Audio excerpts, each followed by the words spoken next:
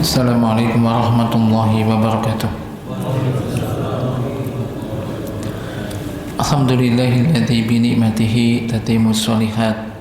Asyhadu an la ilaha illallah wahdahu la syarika lah wa asyhadu anna Muhammadan abduhu wa rasuluh sallallahu alaihi wa ala alihi washabihi ajmain, amma ba'd. Alhamdulillah, jemaah sekalian, kepada Allah Subhanahu wa taala kita panjatkan puji syukur dan Allah Subhanahu wa taala kita bisa melanjutkan kajian kita. Kita masih baca tentang Kitabus Shiyam dari kitab Umdatul Ahkam dengan syarah Taysir Alam.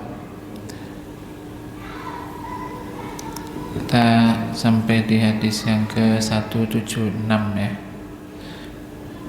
Qala mu'allif rahimallahu ta'ala an Anas bin Malik radhiyallahu anhu qala, dari Anas bin Malik radhiyallahu anhu telah berkata, qala Rasulullah sallallahu alaihi wasallam, Rasulullah sallallahu alaihi wasallam telah bersabda, tasahharu fa inna fis sahuri barokah.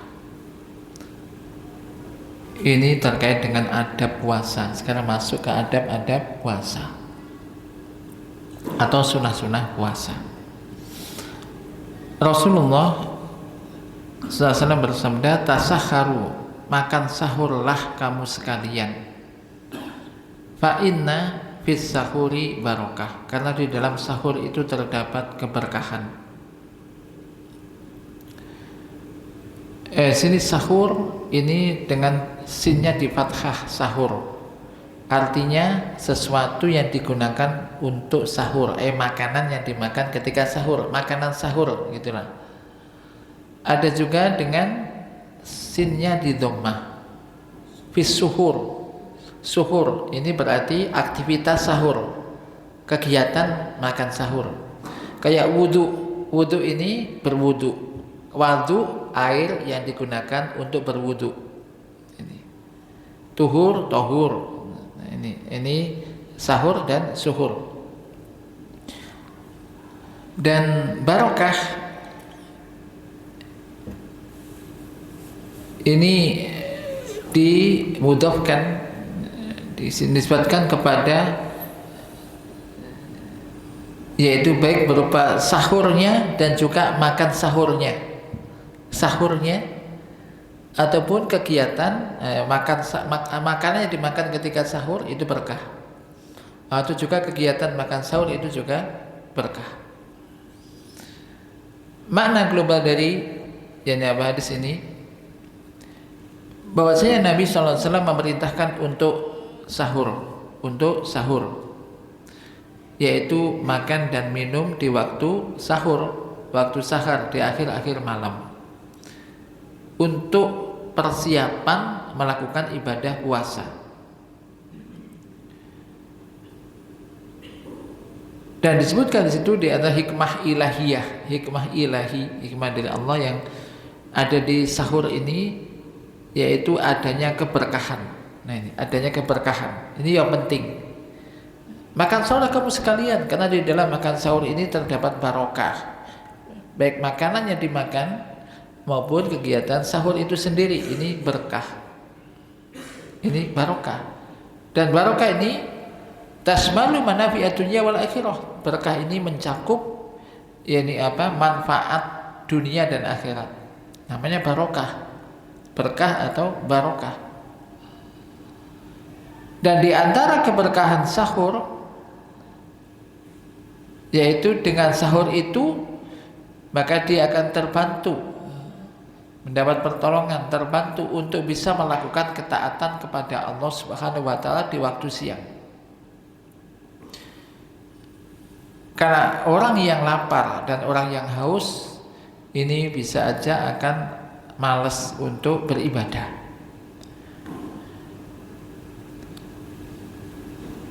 Maka di antara keberkahan sahur ini, bahwasanya orang berpuasa apabila dia makan sahur, dia juga tidak akan bosan untuk mengulangi puasa besok. Karena dia merasa kenapa? Kuat. Berbeda halnya dengan orang yang tidak sahur. Bisa saja mendapati sesuatu yang berat ketika dia tidak sahur, sehingga ketika mau puasa di esok harinya akan merasa berat pula. Yang ketiga di antara keberkahan sahur adalah adanya pahala yang besar, yaitu karena mengikuti Rasulullah SAW, melakukan perintah Rasul. Ini perintah Rasul, ya, jadi sangat ditekankan sahur ini. Yang faedah ketiga, mendapat pahala yang besar karena ittiba kepada Rasul. Ini perintah Nabi, ya lakukan. Karena ini perintah Nabi. Nabi memerintahkan demikian, ya udah lakukan. Enggak, aku enggak sahur, aku kuat aku, misalkan. Nah ini tentu tidak lebih baik daripada orang yang makan sahur. Ini. Kemudian keempat, di antara keberkahan sahur juga adalah bahwasannya orang yang makan sahur biasanya dia akan bisa bangun di akhir malam, ya kan? Waktu-waktu sahur ini mesti akan bangun di waktu malam. Namanya sahur nggak mungkin dengan tidur. Ya, di akhir malam menjelang subuh, ini dia akan bangun di akhir malam, maka bisa berzikir kepada Allah, minta ampunan kepada Allah. Ingat, waktu-waktu malam ini penting, ya. Di sepertiga malam terakhir ini kan waktu-waktu nuzul. Waktu-waktu nuzul. Barang siapa yang berdoa kepada Allah pasti akan dikabulkan. Barang siapa yang beristighfar kepada Allah akan diampuni. Barang siapa yang meminta kepada Allah akan diberi. Nah, gunakan kesempatan ini. Misalkan bangun jam 3. Sahur, yang sunnah sahur itu di akhir. Aku nanti sekarang subuh misalkan jam 5, udah makan setengah 5 lah misalkan cukuplah 10 menit 12 menit. Nah sebelum itu Anda bisa mungkin Anda bangun tidur wudhu, habis itu sholat wudhu, ya, sholat sunnah, berdoa, gitu kan, ya, minta baca Quran, berdoa, beristighfar, minta ampun. Gunakan itu. Ujiannya kadang-kadang tapi kalau dulu kan orang biasa ada televisi, ada acara jam-jam sekian, kadang live-nya yang lucu-lucu, yang aneh-aneh gitu. Kesempatan ini doa, ingat ini waktu mustajab. Barang siapa minta ampunan diampuni, gunakan ini. Ini waktu-waktu sepertiga malam terakhir. Yang terkadang kalau nggak puasa bisa bablas, ya kan? Bisa nggak bangun, ini di antara barakahnya. Bikhilafi malam yastas wa malam yatasahar, beda halnya dengan orang yang tidak sahur. Dan ini adalah suatu yang bisa dilihat, disaksikan dan juga dirasakan. Ini. Demikian juga biasanya jumlah orang yang sholat berjamaah di sholat subuh di bulan Ramadan biasanya lebih banyak daripada tidak di bulan Ramadan. Di antaranya min ajli sahur, ya, karena sebab apa? Sahur. Maka yang sunnah itu sahur itu di akhir malam, di akhir menjelang subuh, sehingga habis sahur duduk sejenak atau mungkin habis itu berwudu langsung ke masjid. Jangan sahur masih jam 2 sahur tidur, subuh gak bangun. Jam 3 subuhnya jam 5 sak jam kas tidur 14. Nah ini, jadi ini di antara keberkahan. Ya, alhamdulillah di mana-mana ya. Biasanya subuh dirami. Ya, puasa itu rame, anak-anak itu biasa. Anak-anak remaja, anak-anak kecil itu rame. Yang muda, yang tua ini rame. Ini terasa sekali. Ini di mana-mana. Ini apa? Termasuk min barakati sahur. Wa min barakati sahur anahu ibadah. Di antara keberkahan sahur juga adalah bahwa sahur itu ibadah. Anda makan sahur itu sudah ibadah. Entah hanya minum seteguk air, setengah gelas minum, atau hanya 1 biji kurma. Ini. Dan disebutkan juga memang sebaik-baik makan sahur adalah kurma, tamar. Jadi sebenarnya simple. Dan insya Allah dicoba aja, nggak sibuk makan sahur. Saya naik kurma, beli aja kurma setengah kilo, tas kilo, terus bulan cukup lah ya. Sahur buka, dan sekali makan nasi. Ini kuat juga. Air sama kurma, insya Allah kuat. Ini keberkahannya. Jadi di antara keberkahan sahur itu sudah ibadah. Apabila dia niatkan dengan makan sahur itu untuk bisa melakukan ketaatan kepada Allah dan karena mengikuti itibak kepada Rasulullah sallallahu alaihi wasallam, maka itu ada nilai ibadah yang ada pahalanya tadi. Dan di antara syariat-syariat Allah mesti ada hikmah-hikmah dan rahasia-rahasia yang kadang kita tidak mengetahuinya. Ini di antaranya. Maka ini juga menjadikan semangat kita untuk lebih semangat dalam melakukan sunnah Rasul, terutama di dalam puasa. Apa sih sunnahnya? Nah, di antara ini makan sahur. Maka pelajaran bisa diambil dari hadis ini, yang pertama adalah disunahkannya makan sahur dan melaksanakan perintah syar'i, perintah yang diperintahkan oleh syariat dengan melakukan perintah tersebut. Yang kedua, tatkala di dalam makan sahur itu ada keberkahan, ada barokah. Barokah ini sebenarnya kita selalu minta keberkahan. Minta kepada siapa? Kepada Allah. Karena Allah lah yang maha memberkahi. Baik keberkahan di dalam umur kita, ya. Kita minta supaya umur kita berkah. Masih umur orang yang umurnya berkah itu umurnya digunakan hal-hal yang bermanfaat. Waktunya itu selalu barokah, ada manfaatnya, baik untuk dirinya atau untuk orang lain. Keberkahan, berkah ilmunya, termasuk berkah anak-anaknya. Allah barik lana fi auladina, ya Allah berkahilah kami di dalam anak-anak kami. Keberkahan, rezeki yang diberikan kepada kita semoga berkah, barokah. Nah ini termasuk ini sesuatu yang di situ ada keberkahan, maka tidak seyogyanya untuk ditinggalkan. Maka jangan sampai ditinggalkan, apalagi yang mengatakan ini siapa? Rasulullah sallallahu alaihi wasallam. Ini. Dan keberkahan ini bisa pada pekerjaannya, perbuatannya, yaitu makan sahur, dan juga makanan yang digunakan untuk makan sahur.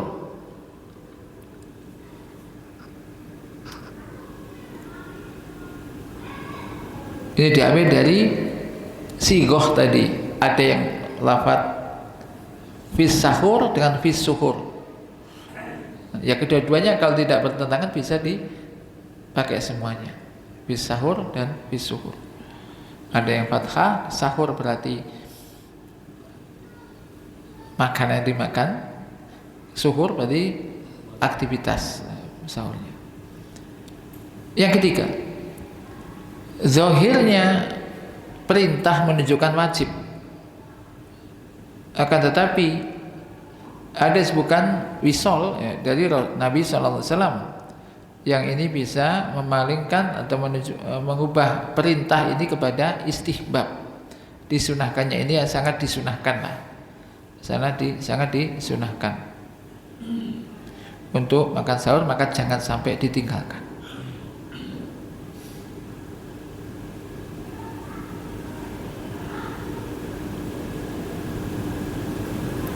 Ini mungkin poin yang penting ya. Di antara ini ada puasa, yakni makan sahur. Kemudian hadis yang berikutnya. An Anas bin Malik an Zaid bin Sabit radhiyallahu anhu qala tasakharna ma'a Rasulillah sallallahu alaihi wasallam summa qama ila shalah. Qala Anas radhiyallahu anhu qultu li Zaid kam kana bainal adani was sahur. Qala qadru khamsina ayah.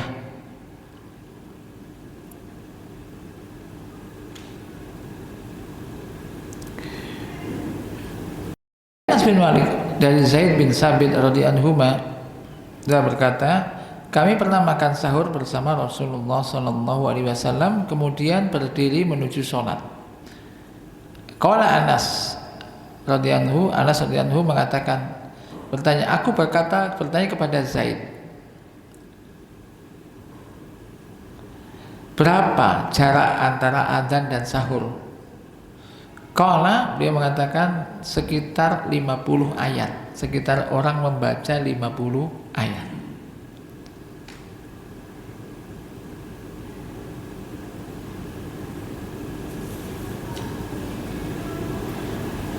Ada yang menyebutkan sini al-adzan, yang dimaksud sini iqamah. Itu dijelaskan dalam hadis yang ada di Sahihain dari Anas dari Zaid radhiyallahu anhu telah berkata, tasakharna ma'a Rasulillah sallam tsumma qumna ila shalah. Kami makan sahur bersama Rasulullah SAW, kemudian kami berdiri menuju sholat. Qultu kam kana bainahuma qala qadra khamsina ayah. Di sini jadi diriwayatkan oleh Anas bin Malik dari Zaid bin Sabit radhiyallahu anhu bahwasanya Zaid pernah makan sahur bersama Rasulullah SAW, dan di antara sunnah Rasulullah SAW yaitu beliau makan sahur qubailas subahi, maksudnya mendekati subuh, sebelum subuh. Oleh karena itu, tatkala selesai makan sahur kemudian berdiri menuju sholat subuh, lalu Anas bertanya kepada Zaid, berapa jarak antara iqamah dan sahur? Qadra khamsina ayah. Pelajaran bisa diambil dari hadis ini. Yang pertama adalah keutamaan mengakhirkan makan sahur sampai sebelum subuh. Yes, pokoknya adzan stop gitu kan. Adzan stop ya paling 10 menit atau 5 menit sebelum adzan, baguslah, nanti kumur-kumur membersihkan mulut dan semisalnya. Intinya ini sudah masuk, insya 10 menit sebelum subuh ini juga termasuk mengakhirkan sahur. Beda halnya misalkan subuh jam 5, sahur jam 2, ini kan terlalu malam Mas ya. Terlalu malam. Jadi ini keutamaan. Kemudian yang kedua, bersegera melakukan sholat subuh, di mana ini dekat dari waktu imsak. Waktu imsak ya waktu subuh itu sendiri kan. Kita bilang imsak ini sebetulnya imsak yang benar ya, imsak itu mulai puasa, mulai berpuasa. Bahasanya waktu imsak ini berarti menahan diri, nggak makan nggak minum, sudah mulai puasa.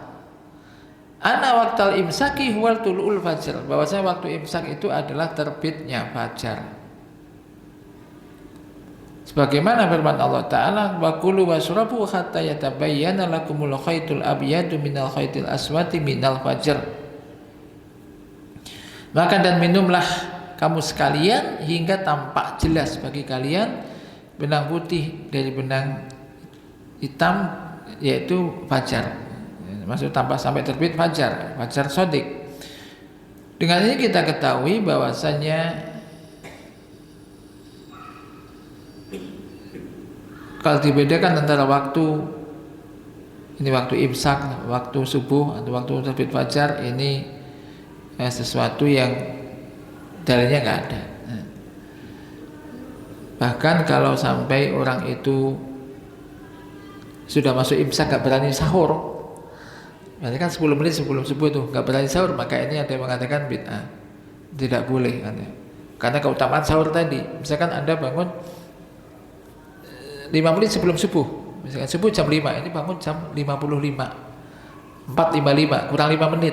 Jadi kalau waktu imsak mungkin sudah masuk imsak karena 10 menit sebelum subuh. Kita sahur enggak? Ya sahur aja. Udah sahur. Misalkan kalau ada kurma kalau enggak ada seminum gitu. Kan belum subuh itu.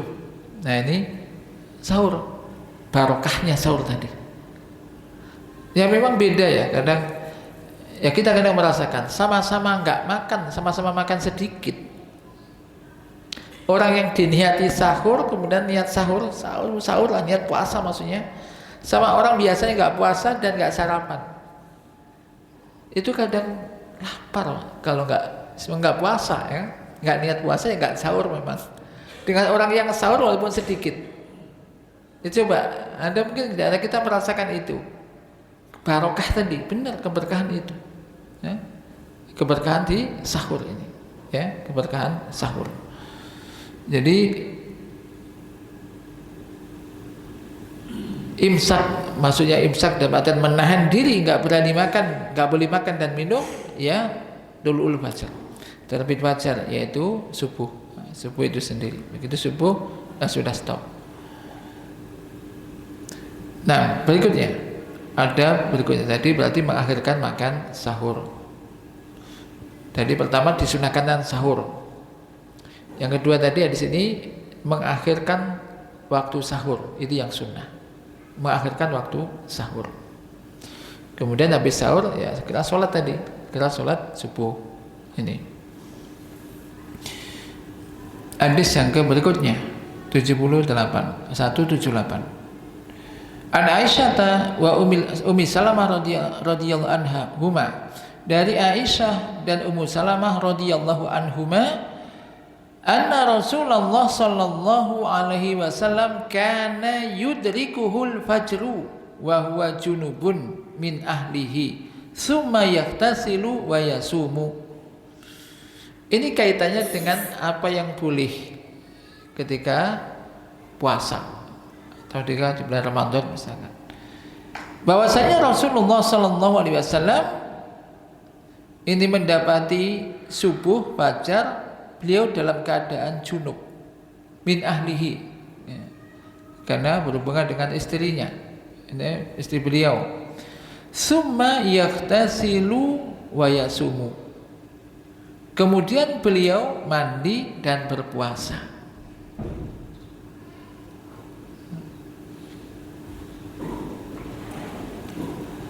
Makna global dari sini bahwasanya Nabi SAW ini juga ya menggali istri beliau di waktu malam. Warubama, dan terkadang sampai bangun subuh dalam keadaan junub dan belum mandi. Namun beliau tetap menyempurnakan puasanya, tetap berpuasa dan tidak mengkodok. Ini pertanyaannya. Jadi kalau kita misalkan bisa aja kita mengalami semacam itu. Nah, jadi ini apa yang dilakukan oleh Nabi ini kan ada hikmah dan mengandung syariat di situ. Kan ada, misalkan kita bangun dalam keadaan junub, bangun sudah azan, sudah subuh, sahur enggak? Sudah azan, sahur enggak? Ya enggak, Nabi enggak sahur, cuman ya tetap mandi, langsung sholat subuh dan puasa. Jadi boleh berpuasa. Ya, boleh puasa, menyempurnakan puasa dan tidak mengkodok, berarti puasa. Mandi junub, ya sholat subuh, Hadal hukum fi Ramadan wa ghairihi, hukum ini berlaku di bulan Ramadan maupun yang lainnya, dan ini madhabnya jumhur ulama. Dan tidak ada yang menyelisih mereka kecuali sedikit dari orang-orang yang tidak dianggap perselisihannya. Pelajaran bisa diambil dari hadis ini. Yang pertama adalah sahnya puasa orang yang bangun di waktu subuh dalam keadaan junub karena jima di waktu malam, di waktu malamnya, malam jima, kemudian belum mandi, kemudian tidur, bangun-bangun sudah subuh. Ini pas subuh ini. Kalau belum subuh 5 menit, ya cuci tangan lah ya, tangan wudhu, kalau biasa tangan wudhu sahur, maka disunahkan kalau orang junub untuk makan minum wudhu. Ya nggak mandi, kalau mandi habis ya udah wudhu, cuci tangan, wudhu, sahur, habis itu mandi.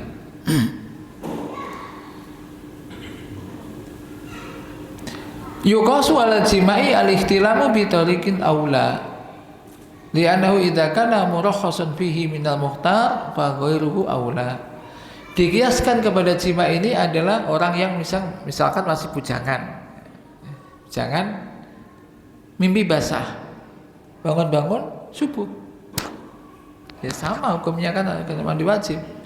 Maka ini ya lebih boleh gitu. Apabila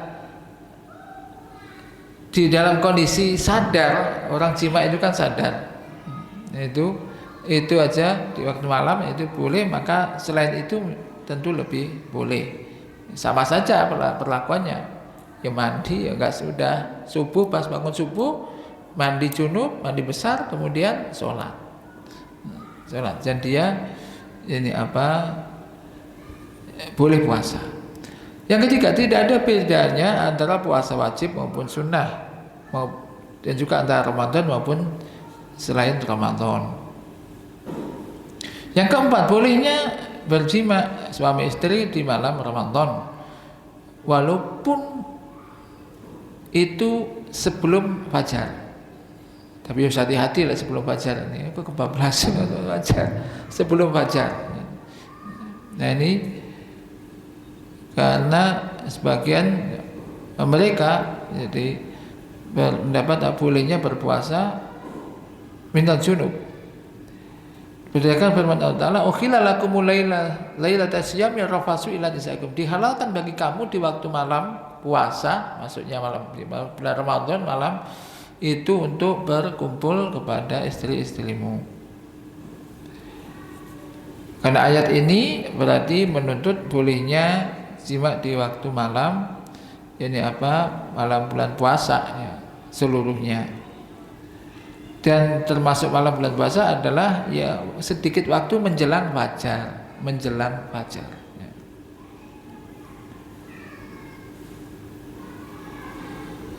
Bihaitsu la yatasi'u lil ghusli wa min daruratihi al-isbah junuban. Habis selesai tek mari ngono terus subuh. Nah itu maksudnya mepet berarti kan. Tapi pas subuh sudah selesai tapi belum mandi. Nah, mandinya di situ. Wa hadhihi dalala isyarah inda usuliyin. Kemudian yang kelima, keutamaan istri-istri Nabi sallallahu alaihi wasallam wa ihsanihinna ilal ummah, dan bagusnya mereka untuk menyampaikan ilmu kepada umat ini, di mana mereka ummahatul mukminin menukil ilmu dari Nabi sallallahu alaihi wasallam, banyak ilmu yang bermanfaat, lebih-lebih hukum-hukum syar'i yang berkaitan dengan rumah tangga, yang tahu kan istri Nabi.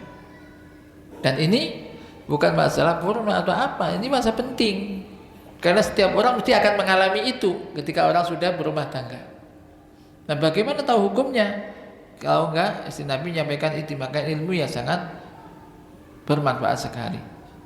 Karena urusan berkaitan dengan rumah tangga Nabi, tentu yang tahu adalah istri-istri beliau. Apa yang dilakukan oleh Nabi di dalam rumah. Radhiyallahu anhunna wa ardohunna.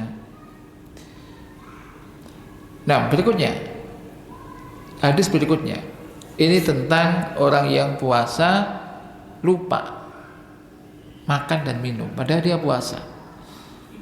Dari Abu Hurairah radhiyallahu anhu, anna Nabiya sallallahu alaihi wasallam qala, bahwa saya Nabi sallallahu alaihi wasallam bersabda, man nasiya wa huwa shaimun fa akala aw syariba falyutimma saumahu fa innahu at'amahu Allahu wa saqahu. Barang siapa yang lupa padahal dia berpuasa, lupa kalau dia puasa lalu dia makan atau minum, maka hendaklah dia menyempurnakan puasanya, karena sesungguhnya Allah telah memberikan kepadanya makan dan minum. Rawahu Bukhari wa Muslim.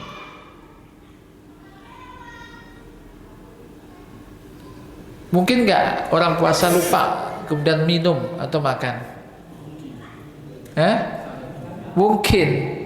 Tapi biasanya duduk puasa Ramadan ya. Puasa Ramadan kan jadi sebutnya puasa Ramadan dan bukan Ramadan.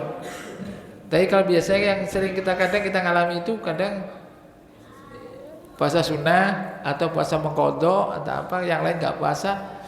Panas gua minum es, enak seger, ikut begitu selesai udah kenyang, aku mang puasa ya. Puasa Senin Kemis dekat puasa gimana? Udah ingat stop kumur bersihkan mulut, puasa lagi. Ini maksudnya. Sudah terlanjur ya? Enggak, lupa kok. Lupa apa? Pura-pura lupa. Kalau yang betul-betul lupa, ini hadisnya. Ini hadisnya. Jadi ini syariat ini dibangun di atas kemudahan, suatu yang mudah, dan membebani orang itu di sesuai kemampuannya, dan tidak menghukum, tidak adanya hukuman terhadap sesuatu yang di luar kemampuannya dan di luar kesadarannya. Namanya orang lupa. Termasuk di situ adalah tadi makan atau minum. Di siang hari Ramadan atau yang lainnya ketika pas puasa. Ketika lupa, maka ketika ingat hendaknya dia menyempurnakan puasanya, dan itu sah puasanya. Karena ini bukan termasuk pilihan sendiri, tidak disengaja karena lupa. Dan itu adalah dari Allah yang telah memberinya makan dan minum. Ini. Cuman permasalahannya Anda lupa atau pura-pura lupa. Nah, Allah Maha tahu. Padahal jadi nggak lupa. Aku mah lupa ya, padahal niat. Allah Maha tahu. Tapi ini kalau betul-betul lupa, ya udah. Lupa, loh aku tadi puasa padahal. Kok tadi ikut makan? Ya udah, stop, lanjut puasanya, jangan dibatalkan.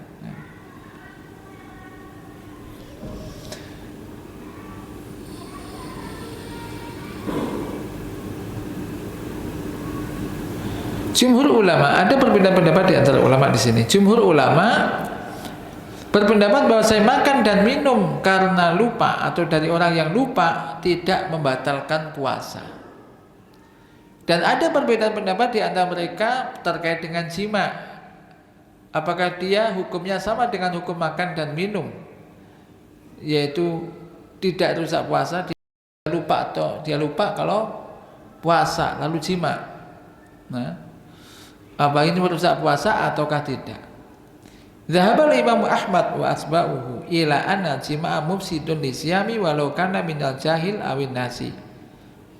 Imam Ahmad dan pengikut beliau berpendapat bahwasanya jima itu merusak puasa, membatalkan puasa, walaupun itu dilakukan dari orang yang jahil atau orang yang lupa. Apabila itu di siang hari Ramadan, maka wajib membayar kafarat di selain nanti mengkodok. Wa huwa min mufradati madhab Ahmad. Dan dalil mereka adalah yaitu apa yang dipahami dari hadis ini, di mana disebutkan terbatas hanya pada makan dan minum, bukan jima. Mimma yadullu ala mukhalafatihi lahuma. Kemudian juga karena manusia di dalam jima ini jauh bi khilafil akl was surbi, lain halnya dengan makan dan minum. Sementara imam yang lain, Abu Hanifah, Syafi'i, Abu Dawud dan Ibnu Taimiyah dan yang lainnya berpendapat tidak merusak puasa. Mereka berdalil dengan dalil-dalil yang banyak, di antaranya riwayat apa yang diriwayatkan oleh Al-Hakim dari hadis Abu Hurairah radhiyallahu anhu, man aftara fi Ramadan nasiyan fala qada'a alaihi wala kafarata. Barang siapa yang berbuka di bulan Ramadan karena lupa, maka tidak ada qada baginya maupun juga kafarat, dan juga tidak ada kafarat. Ibnu Hajar mengatakan bahwa sahih dan itu benar, abal iftaru amun fil jima' wa ghairihi, dan iftar ini umum mencakup jima' dan yang lainnya. Yang kedua, keumuman yang datang di dalam seperti firman Allah Ta'ala, Rabbana la tu'akhidna in nasina aw akhtana, wahai Rabb kami, janganlah engkau menghukum kami jika kami lupa atau salah.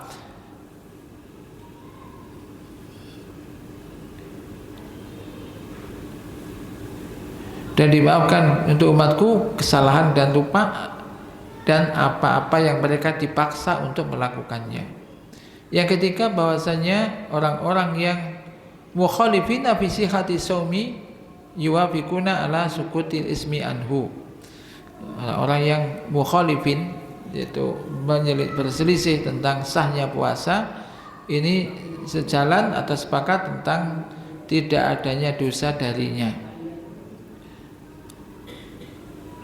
Apabila dia termasuk orang yang mendapatkan udzur, maka sebenarnya udzur itu syamilun, mencakup semuanya. Tidak ada alasan untuk dibedakan. Dan mereka menjawab dari dalilnya Hanabilah bahwasanya ta'liqul hukmi bil akli wa syurbi min babi ta'liqil hukmi bil laqab wala yadullu ala nafyihi ama adahu. Jadi menggantungkan hukuman terkait di dalam makan dan minum disebutkan situ ada termasuk dalam bab ta'liqul hukm bil laqab dan tidak menunjukkan penafiannya dari yang lainnya. Wallahu taala a'lam bishawab. Ya intinya ya kalau bisa tidak melakukan itu ya. Jadi kalau yang banyak memang makan minum ini kan banyak, nggak mesti di rumah, kadang tadi itu ya. Pas di tempat terbuka, pas lagi olahraga atau apa, haus ya, semacam itu. Wallahu taala alam. Pelajaran bisa diambil dari sini yang pertama, sahnya puasa orang yang makan atau minum au jama'a nasiyan atau jima karena lupa. Yang kedua, bahwasanya orang yang makan atau minum karena lupa tidak ada dosa. Tidak ada dosa karena itu di luar kesadarannya.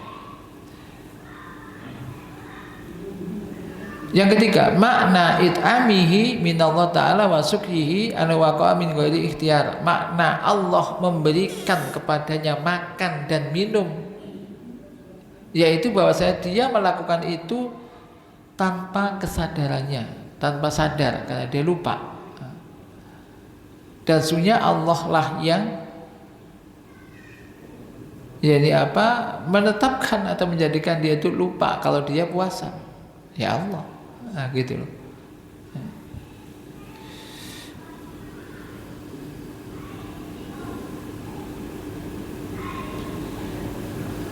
Nah, masih ada waktu kan? Masih ya? Oh, masih ada satu hadis lagi gitu. Hadis berikutnya, hadis yang ke 180. Ini kaitannya dengan tadi. Orang yang puasa di siang hari ngumpuli istrinya. Nah, ini hadisnya. Yaitu An-Nabi Hurairah radhiyallahu anhu qala, dari Abu Hurairah radhiyallahu anhu telah berkata, bainama nahnu julusun inda Nabi sallallahu alaihi wasallam, ketika kami sedang duduk di dekat Nabi sallallahu alaihi wasallam, ija'ahu rajulun, tiba-tiba datang seorang lelaki kepada Nabi. Faqala, lalu laki-laki ini mengatakan, ya Rasulullah, halaktu, ya Rasulullah, aku binasa, celaka aku. Ma'ahlakaka, apa yang membinasakan kamu? Faqala ma'ahlakaka, Nabi mengatakan, apa yang membinasakan kamu? Au malaka, atau mengatakan, ada apa denganmu? Qala, laki-laki ini menjawab, waqatu ala imro'ati, aku menggauli istriku, wa ana shaimun, sementara aku sedang puasa. Wa fi riwayatin asabtu ahli fi Ramadan, aku menggauli istriku di bulan Ramadan, berarti di siang hari di Ramadan, kalau malam hari kan enggak masalah. Faqala Rasulullah sallallahu alaihi wasallam, lalu Rasulullah SAW bersabda, hal tajidu raqabatan tu'tikuha, apakah kamu mendapati seorang budak yang bisa kamu bebaskan? Qala la, enggak punya. Qala, Nabi bertanya lagi, fahal tastati'u anta suma syahraini mutatabi'aini, kamu bisa enggak puasa 2 bulan berturut-turut? Ini hukumannya orang yang menggauli istri di siang hari bulan Ramadan. Kafarat namanya. Kamu bisa enggak puasa 2 bulan berturut-turut? Qala la, enggak kuat ya Rasulullah. Qala fahal tajidu it'ama sittina miskinan, bisa kamu memberi? Yang ketiga, kalau nggak kuat udah kamu beri makan 60 orang fakir miskin. Qala la, aduh nggak bisa juga ya Rasulullah. Qala fasakata Nabi sallallahu, maka Nabi sallallahu pun diam. Fa bainama nahnu ala dzalika id utiya Nabi sallallahu bi araqin bi tamrin wal araq al miktal. Maka ketika sedang demikian itu, maka tiba-tiba Nabi SAW dibawakan kepada Nabi, yaitu sekeranjang kurma gitu kan. Kemudian Nabi bertanya, aina sa'il, mana tadi yang bertanya? Orang bertanya tadi mana itu? Qala ana, dia menjawab, saya. Khudh hadza fatasaddaq bih, udah ambil kurma ini, ambil sedekahkan. Bayangkan Nabi ini, orang ini nggak punya apa-apa, yang bayar kafarah nggak punya, puasa nggak kuat, udah ini ambil nih, kamu sedekahkan. Ditanya lagi orang ini, a'ala afqara minni ya Rasulullah, ini mau diberikan kepada orang yang lebih fakir dari saya kah ya Rasulullah? fa wallahi ma baina labataiha yuridu al-kharrataini ahlu baitin afqara min ahli baiti. Demi Allah ya Rasulullah, tidak ada di sekitar daerah di antara dua lembah ini orang yang keluarganya lebih miskin daripada aku. Nggak ada, aku ini paling miskin. Akhirnya Pak fadhohikan Nabi, maka tertawalah Nabi SAW, kata badat an yabuhu. Jadi ini sudah miskin, ngelakoni begitu lagi. Nah, akhirnya jadi sumakola ya wis, Nabi mengatakan ya wis at'imhu ahlak. Ya sudah, makan dengan keluargamu, dengan istrimu, sudah kamu harus makan kamu dengan istrimu. Ini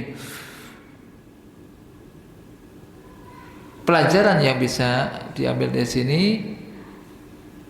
Langsung kita ke pelajarannya, yaitu bahwasanya menggauli istri di siang hari dan Ramadan termasuk perbuatan fawahisah dan muhlikat yang membinasakan. Karena Nabi SAW aqarra ala qaulihi, menerima pendapat perkataan orang ini, aku telah binasa. Kalaulah bukan demikian tentu akan mudah urusannya. Yang kedua, bahwasanya orang menggauli istrinya dengan sengaja wajib baginya kafarat. Dan ini urutannya tadi, urutan membebaskan budak, kalau enggak berarti puasa 2 bulan berturut-turut, atau memberi makan 60 orang fakir miskin. Yang ketiga, bahwasanya kafarat ini la tasqutu ma'al i'sar. Ya, ini tidak gugur, kafarat tidak gugur ketika orang itu kesulitan, karena Nabi SAW tidak menggugurkannya karena kefakirannya. Kan Nabi yang Nabi ngasih, bukan digugurkan, tapi Nabi ngasih kepada orang itu. Yang keempat, jawazu takfir anil ghair. Nah ini, walau min ajnabi, bolehnya kafarat itu dari orang lain, walaupun dari orang yang bukan saudaranya. Tadi Nabi ngasih orang ini. Kemudian yang kelima, bahwasanya dia boleh makan darinya dan juga memberi makan kepada keluarganya selama yakni apa, makhraju min ghairihi, yang mengeluarkan itu dari yang lainnya, yang mengeluarkan itu dari yang lainnya.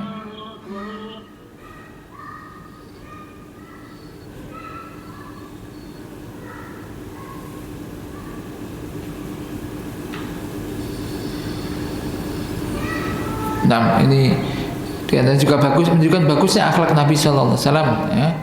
Kemudian juga ini menunjukkan barang siapa melakukan suatu kemaksiatan yang tidak ada hukumannya di situ, kemudian dia datang bertaubat dan menyesal, fa innahu la yu'zar. Jadi itu sudah tidak ada yani apa hukumannya.